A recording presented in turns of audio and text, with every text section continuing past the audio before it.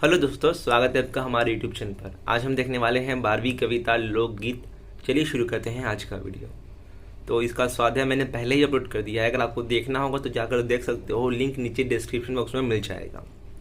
सबसे पहले जानते हैं कि लोकगीत होता क्या है।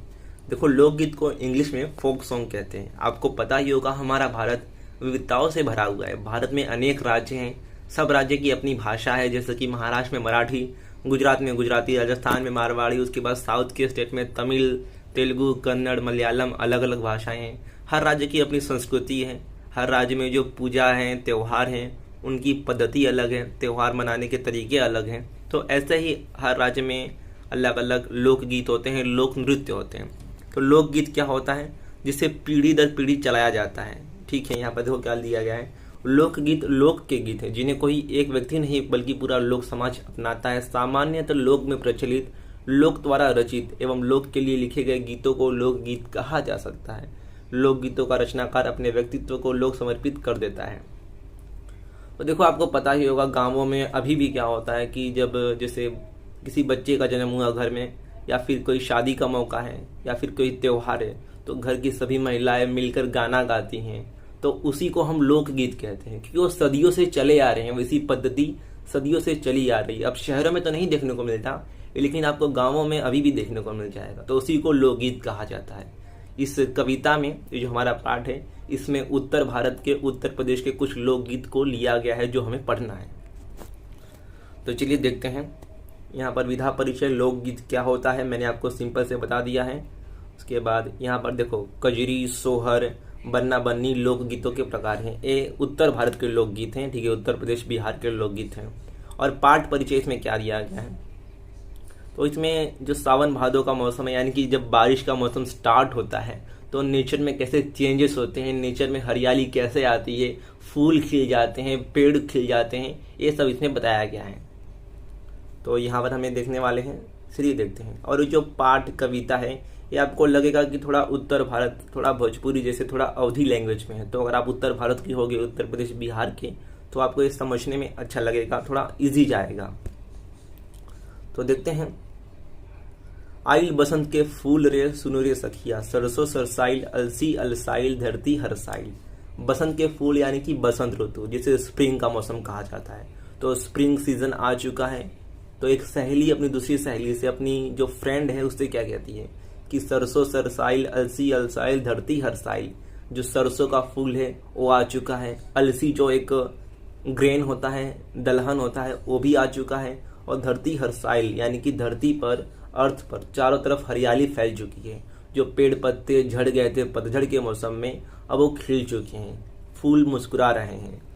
कली कली मुस्काइल बन के फूल रे सुनो रे सखिया, आइल खेत बन रंग गईल, तन मन रंग गईल, ऐसन मन भइल जैसे इंद्रधनुष के फूल रे सुन रे सखिया, आइल बसंत के फूल रे सुन रे सखिया। तो वही यहाँ पर फिर आगे वही कहा जाता है कि खेत जो थे वो भी रंग गए हैं, यानी कि चारों तरफ हरियाली फैल गई है, चारों तरफ छोटी छोटी हरी हरी घासें उग गई हैं।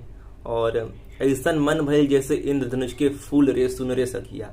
और ये चारों तरफ जो हरियाली फैली है ना, उसे देखकर मेरा मन भी इंद्रधनुष की तरह खिल गया है। मेरे मन में सातों रंग आ गए हैं इंद्रधनुष की तरह, यानी कि मेरा मन बहुत खुश हो गया है, मुझे अच्छा लग रहा है।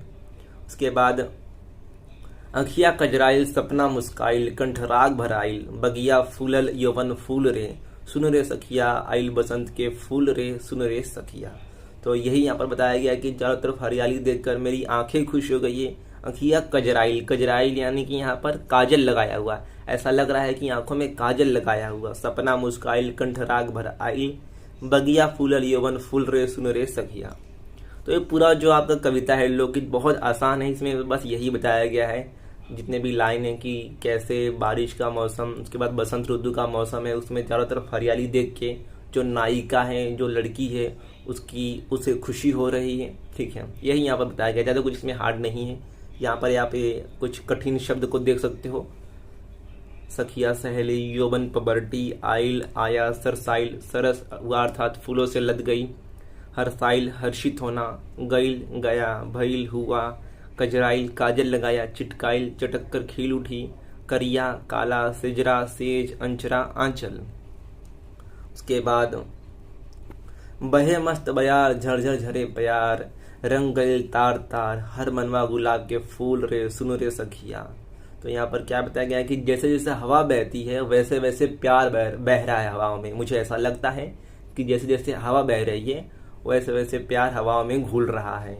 हर मनवा गुलाब के फूल रे, और मेरे साथ ही सबका मन जो यहाँ पर है, सबका मन गुलाब के फूल की तरह महक गया है, यानी कि इस हरियाली को देखकर खुश हो गया है।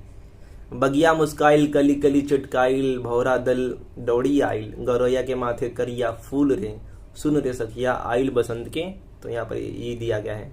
आंख चुभे कजरा कांट भय सिजरा, आंसू भीगे अचरा, पिया बो गए बाबुल के फूल रे सुन रे सखिया।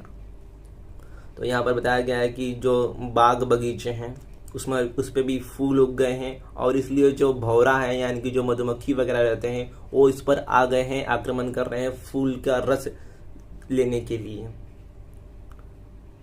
इसके बाद यहाँ पर देखिए क्या दिया गया है। आंख चुभे कजरा कांट भय सिजरा, आंसू भीगे अचरा, पिया बो गए बबूल के फूल रे सुन रे सखिया।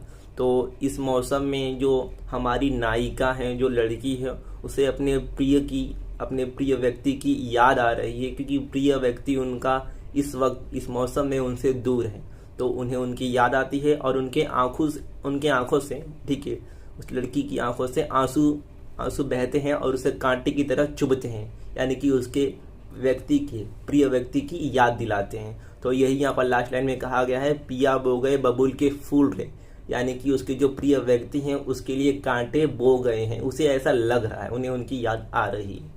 तो बस यही था, छोटा सा इजी। अब देखते हैं दूसरा एक। तो दूसरा है कजरी। यहाँ पर देखो क्या दिया गया है। कजरी का मतलब क्या होता है, जैसे आप कह सकते हो काला बादल, ठीक है, काले बादल जैसा, ऐसा कह सकते हो कजरी का मतलब। और काला बादल है तो उससे आप क्या समझते हो। तो यहाँ पर देखो जो सावन का मौसम है, बरसात का मौसम है, उसके बारे में बताया गया है। सावन आई गए मन भावन, बदरा घिर घिर आवे ना, बदरा गरजे बिजरू चमके, पवन चलती पुरवैया ना। तो यहाँ पर देखो क्या बताया गया है कि सावन मन भावन, यानी कि बारिश का मौसम सबको अच्छा लगता है। तो ये वाला जो बारिश का मौसम है वो आ गया है। बदरा घिर घिर आवे ना, अब इस मौसम में जो काले काले बादल हैं वो घिर घिर के आ रहे हैं, यानी कि बरसात के बादल आ रहे हैं। बदरा गरजे बिजली चमके, और जब बादल आते हैं तो बिजली भी चमकती है, बिजली कड़कती है। पवन चलती पुरवैया ना, और पूर्व की ओर से आने वाली ठंडी ठंडी हवाएं भी आ रही हैं। रिमझिम मेहा बरसे, धरती का नहवावे ना। तो यहाँ पर मेहा यानी कि मेघ बादल, तो रिमझिम बरसात हो रही है और धरती को नहला रही है। यहाँ पर देखो नहवावे मतलब नहलाना। तो जैसे जैसे बरसात हो रही है वो धरती को नहला रही है, फूल पत्तों को नहला रही है, पेड़ों को नहला रही है। दादुर मोर पपिया बोले, जियरा मोरे हुलसावे ना। हुलसावे मतलब आनंदित होना। तो जैसे ही बरसात हो रही है वैसे ही जितने भी जानवर हैं, दादुर यानी कि मेंढक होता है, तो बरसात के टाइम जितने भी जानवर हैं, मेंढक, मोर, पपीहा, ये सब क्या बोल रहे हैं, अपनी आवाज़ निकाल कर ऐसा मानो बोल रहे हैं कि मेरा मन बहुत खुश हो रहा है, मेरा मन आनंदित हो रहा है। जगमग जगमग जुगनू डोले, सबके जियरा लुभावे ना। और इस बरसात के मौसम में जो जुगनू हैं वो भी निकल रहे हैं, जगमग जगमग घूम रहे हैं, और ऐसा जैसे बोल रहे हैं कि सबका जियरा यानी कि जो सबका मन है वो लुभा रहे हैं। जुगनू को देखकर सबको अच्छा लग रहा है। आगे देखते हैं। लता बेल सब फूलन लागी, महकी डरिया डरिया ना। तो कवि कहते हैं कि जैसे ही बारिश का मौसम आया है, सावन का मौसम आया है, तो जो लताएं थी, बेल थी, जो सूख गई थी, अब वो भी महक रही हैं, क्योंकि अब बारिश के कारण वो हरी भरी हो गई हैं और चारों तरफ पसर गई हैं। डरिया डरिया, देखो यहाँ पर क्या दिया है, महकी डरिया डरिया ना। उनकी जो डाल थी वो लंबी हो गई हैं और चारों तरफ जा रही हैं, महक रही है। उमगी भरे सरिता सर उमड़े, हमरो जियरा सरसैना। सरिता यानी कि नदी, सर यानी कि तालाब।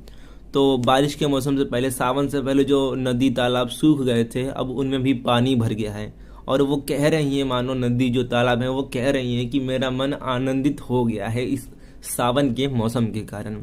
शंकर कहे बेगी चलो सजनी, बसिया शाम बजावे ना। तो लास्ट में कवि अपने प्रिय जो रहते हैं, प्रिय उनकी जो रहती है सजनी, उनसे कहते हैं कि मुझे ऐसा लग रहा है श्याम यानी कि भगवान कृष्ण बंसी बजा रहे हैं, बांसुरी बजा रहे हैं, तो जल्दी चलो हम उन्हें सुनकर आते हैं। बस ये पाठ, ये कविता यहाँ पर ख़त्म हो जाता है। इसमें आपको कुछ ज़्यादा पढ़ने का ज़रूरत नहीं है। इसमें से स्वाध्याय में से आपका सिर्फ जो स्वाध्याय है उसमें से शब्द संपदा पढ़ लो, ख़त्म हो जाएगा। उसके बाद इसमें जो रसास्वादन है वो पढ़ने का ज़रूरत नहीं है, इसका रसास्वादन आएगा नहीं।